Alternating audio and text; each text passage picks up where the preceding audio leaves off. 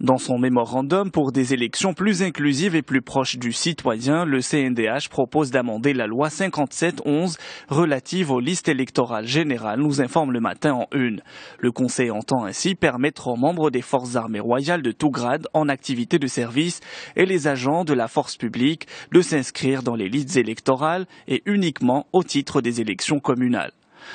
Dans l'actualité nationale aussi, un chiffre publié dans le même journal, on apprend que la charge de la compensation a connu une nette baisse en janvier 2015. L'État a économisé plus de 2,4 milliards de dirhams. Bien évidemment, c'est l'effet de la suppression totale des subventions des produits pétroliers. Branle-bas de combat au département de l'agriculture et de la pêche maritime. Aziz Arnouch sanctionne, peut-on lire en une des Échos. Des sanctions disciplinaires devraient tomber incessamment. Elles visent des cadres soupçonnés d'être impliqués dans la falsification de déclarations et de factures servant à blanchir des produits de la mer destinés à l'export, notamment le poulpe. Une plainte déposée à Agadir par une société italienne serait à l'origine de cette mobilisation, rapporte Le Quotidien. Aujourd'hui, le Maroc titre sur le projet de loi relatif à l'autorité pour la parité et la lutte contre toutes les formes de discrimination. L'élaboration du dit projet, qui devait être une délivrance pour les voix féminines du tissu associatif, semble avoir eu l'effet contraire, notamment auprès de l'Association démocratique des femmes marocaines, écrit le journal. À 3 jours de la Journée internationale de la femme, l'ADFM s'indigne contre un projet de loi vidé de toute substance, régressif et qui ignore les attentes de la société civile, rapporte le journal.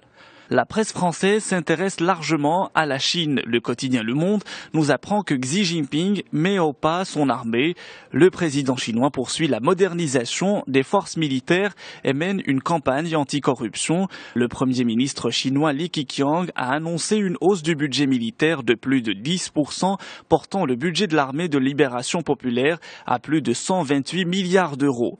Libération titre pour sa part sur l'exercice démocratique en Chine. Les assemblées réunies ont religieusement écouté le Premier ministre jeudi à l'ouverture de leur session annuelle, un rituel destiné à légitimer une démocratie de face, commente Le Quotidien, qui dépeint les rouages de la machine parlementaire chinoise. Pour ce qui est de l'économie chinoise, Direct Matin nous informe que Pékin a annoncé hier une prévision de croissance pour 2015 d'environ 7%. C'est la plus faible croissance depuis 1990. Cette perte de vitesse nécessite de nouvelles stratégies économiques, écrit le journal. Ce ralentissement opéré toutefois depuis plusieurs années ne semble pas inquiéter outre mesure le gouvernement chinois. Celui-ci semble faire le dos rond avant de redresser la barre et changer de direction. Paris se prépare à accueillir la conférence climat de la fin de l'année. La maire de Paris, Anne Hidalgo, a présenté hier les actions de la ville en faveur de la planète, lit-on dans 20 minutes. Avec en ligne de mire la conférence COP21 qui se tiendra à Paris et au Bourget du 30 novembre au 11 décembre. Pendant 12 jours, des dizaines de chefs d'État et de gouvernement et 40 000 congressistes seront à Paris pour prendre part à cette conférence.